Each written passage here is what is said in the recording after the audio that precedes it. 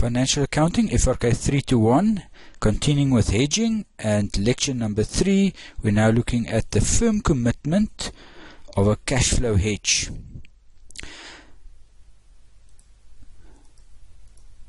A cash flow hedge, we recognize the differences in a cash flow hedge in the cash flow hedge reserve account via the other comprehensive income account. Now, firm commitment of a cash flow hedge, then the exchange difference that arose up to and including transaction date is recognized directly in the cash flow hedge reserve account. As you can see the dates there at the bottom, you've got again the same as previously, 30 June as your order date, 30 September as your transaction date, and on that time you are hedging the firm commitment, but now we are doing it in terms of a cash flow hedge. And for that reason, let's say it was a profit on the FEC, you will debit the FEC asset and you will credit the cash flow hedge reserve account, OCI, and you must please state that OCI when you do your journal entries. If it was a loss, of course, we will do it the other way around. Now, at initial recognition of the asset, adjust the initial cost of the asset acquired with the amount of the cash flow hedge reserve up to and including transaction date. So what we're saying there is, on the date of that the transaction happens, then we recognize the asset and whatever amount, balance, was in the cash flow hedge reserve that's related to this transaction will then have to be taken out of that cash flow hedge reserve. In our example, there was a credit. Now we debit the cash flow hedge reserve and we credit the inventory or the PPE or whatever the asset is that we are working with. Just remember, as I say again, the cash flow hedge reserve can have either a debit or a credit balance. Whatever that balance, you have to clear it out against the underlying item which you have hedged. Now, after initial recognition, reclassify the cash flow hedge reserve to the profit and loss as the item that is being hedged influences profit and loss. Now, what do we mean by that? That first timeline that you see there, we've already done that. That timeline, the adjustment to the cash flow hedge reserve, you took the FEC straight to the cash flow hedge reserve, and then when the asset was recognized, we cleared out that cash flow hedge reserve. But what are we hedging from this point onwards? We are hedging the creditor. So the hedged item, now the difference that you realize there also goes to the cash flow hedge reserve account. But as we say there, then we reclassify the cash flow hedge reserve to the profit or loss as the item that is being hedged influences profit and loss. And as you can remember from previous videos, that this creditor will influence the profit and loss year on 31 December when we restate the creditor to the new spot rate. And for that reason, we will then, out of the cash flow hedge reserve, reclassify the amount that was there. And the same happens with the next period. We create the cash flow hedge reserve, and then as the creditor influences the profit and loss, in other words, you recognize the movement in the creditor, then you will also reclassify that cash flow hedge reserve. It's a mouthful. Let's look at it when we do our examples as well. Now, the cash flow hedge reserve that arose since transaction date must be systematically reclassified to profit or loss as the hedged item influences the profit or loss. That's what we've just explained in the previous slide. And that as well, let's just read it. The hedged item will influence the profit or loss when the exchange difference in respect of that item is recognized in profit and loss. And there's your journal entry. The information for this class example number 2 is exactly the same as with the previous example on when we did the fair value hedge. The only difference, as you now realize, is we're now going to do it in terms of the cash flow hedge. And there, the only difference is that we actually take that hedged item, adjustment on the hedging instrument, straight to the cash flow hedge reserve, where we previously took it to the firm commitment account. You remember all that, actually profit and loss. This now, there's only one entry, debit FEC, credit cash flow hedge reserve account. So there you've got that item there. And I think I'm going to move on now When we look at the timeline now, remember that the order date, there still does not happen any transactions, but now on the free on board date, the transaction date, we have to record our transactions. And the first transaction that we are going to record is the valuation of the FEC. I've explained that in detail in the previous slides, but we get the difference between those two, and it's 9 cents and it is 9,000 rands. Now, as you will recall, these calculations are exactly the same. So let's go straight to the journal entries and see what happened there. Oh yes, just to interrupt myself here, please go and look at your handouts on page number 29. There we've got the cash flow hedge accounting summarized, as well as the written information below that, which you can also use to understand this concept better. There's the question. Now let's look at the solution of the cash flow hedge. There we have it, cash flow hedge accounting. And as we said, on 30 June there's no entries because that's the day that we ordered it and that's the date that we signed for the FEC. But then on 30th of September, our year end, we now have the FEC and the cash flow hedge reserve. Now remember, the FEC is making a profit because we fixed the value at that 602, and now a new FEC rate is 611. So therefore, if we were to sell this asset, it would make a profit of 9,000. So that's why we debit the FEC asset and credit the cash flow hedge reserve, OCI, as you can see there. OCI, as you can see there. That is the only transaction we have to do when we do a cash flow hedge reserve at that stage. When we do this firm commitment in terms of a cash flow hedge reserve.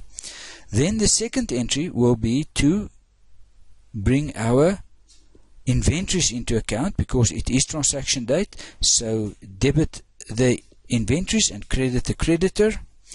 And then finally, the last entry is now on the day, as we said in that one slide, on the day that this transaction happens, and now the inventories influences our financials, and therefore this cash flow hedge reserve is now being realized. So we redistribute it out of the cash flow hedge reserve to the inventories account. So we're actually, in this case, crediting the inventories account and lowering the value of the inventories that we've purchased.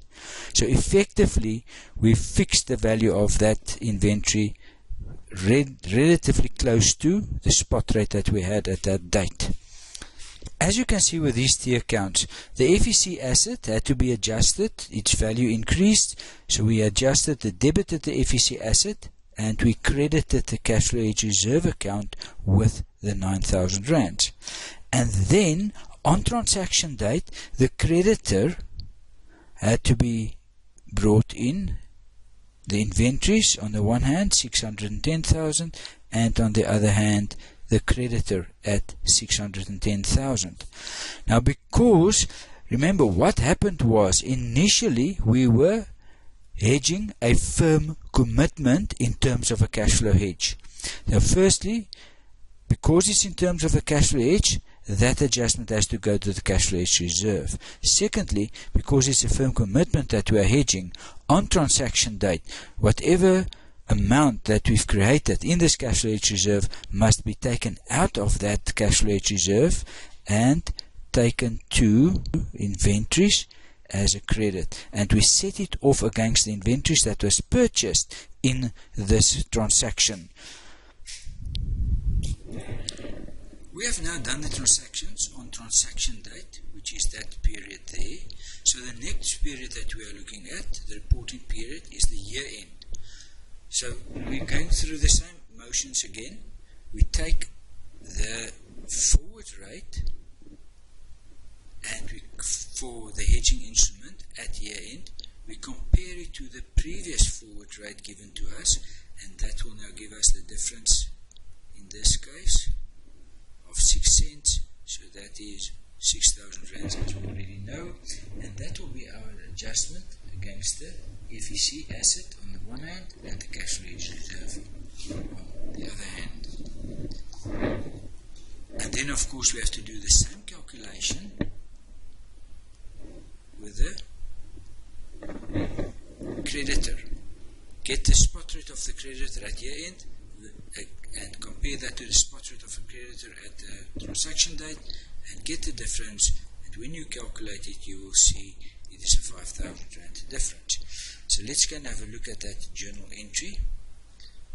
That journal entry on the 31st of December will now be debit the FEC asset and credit the cash flow hedge reserve with the 6,000, and then debit the foreign exchange loss and credit the creditor because the creditor made a loss in this transaction, and therefore debit it by forex by 5,000 and the creditor by 5,000.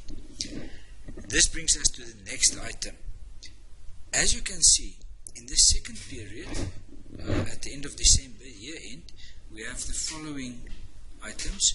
There's the cash flow hedge reserve entry against the FEC asset and then the cash flow hedge reserve account.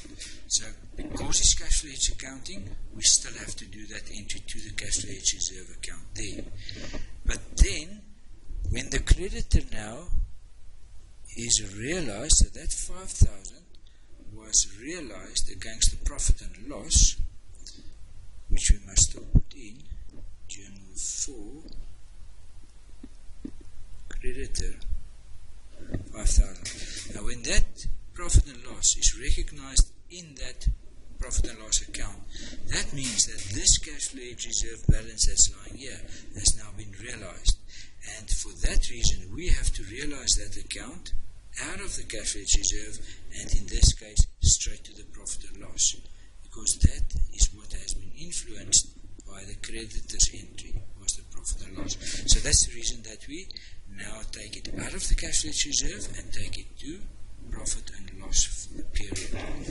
Now, the other entry that you must do, and do not forget because of the information in the question, is 120,000 cost of sales that was taken out of inventory and taken to cost of sales because that is the cost of the items that have been sold already. And that is what I want to point out. I'm not going to do the last few journals. That you, again, I would suggest that you continue on the same way and understand the flow of the journals and understand why this 9,000 goes there, and the same with the 6,000, it goes there, cash flow hedge reserve account.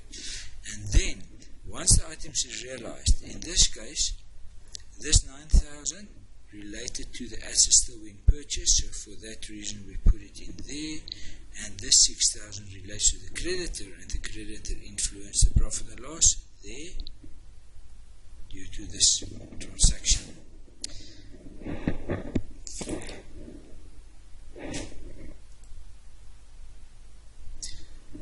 We have done the journals that's in front of you now at the year end.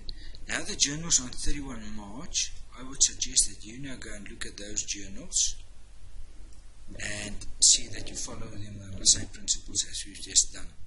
What is now important is that you do understand the disclosure, and you must also be able to do the disclosure. Now, as we said, when you do the cash flow hedge reserve accounting, that adjustment goes to the cash flow hedge reserve, but it goes via, as we said, the statement of profit or loss and other comprehensive income, which is that portion there.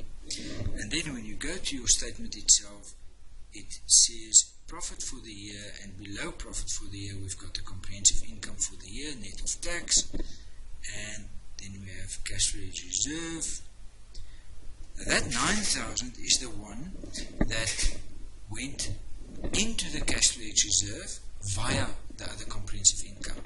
But from there it went straight to the inventories when it was realized. So it did not affect the statement of the other comprehensive income again. On the other hand, and that's why we see the heading, the item that will not be reclassified to profit and loss. That is the reason, because it was taken straight out of the hedge reserve account to the inventories. On the other hand, items that will be reclassified to profit and loss. We took that 6,000 initially, and then the second period the 4,000. We valued the FEC, debit the FEC, credit the cash flow hedge reserve, and that is this entry that you see here. So we had that top entry, that entry there. And then when the creditor affected the profit and loss with its valuation, we had to look at the amount relating to that, and that was the 6,000 and the 4,000, and we had to reclassify those amounts out of the cash flow hedge reserve back to profit and loss, and that is why we drew up that account. So also understand where this account comes from and how it is made up and how it is done. Well, good luck.